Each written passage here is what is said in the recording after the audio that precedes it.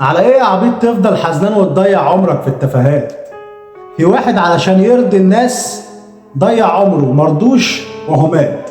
لو تجري قد ما تجري لهم هيكون حالك افضل منهم، بس انت عايش لي في دور الشهم. مش كل الناس اللي عشانهم ممكن اضحي. قول كلمة جميلة في وسط كلام بس تصحي.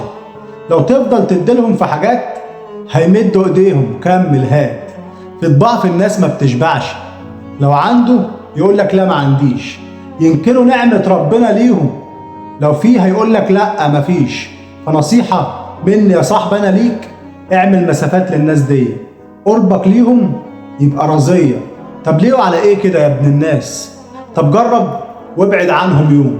هيقولوا عليك انك واطي وكمان بياع وبدون احساس.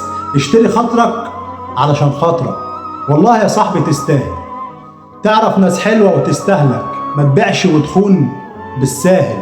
هي حياة ودايما قلابة، فيها ملايكة وفيها ديابة. فعشان انت قلبك طيب ابعد، خليك بره الغابة. ابعد علشان الايام دي بتدوس على الطيب وتعدي. ابعد، الناس دي مش شبهك. عمرك ما تكون معاها مرتاح.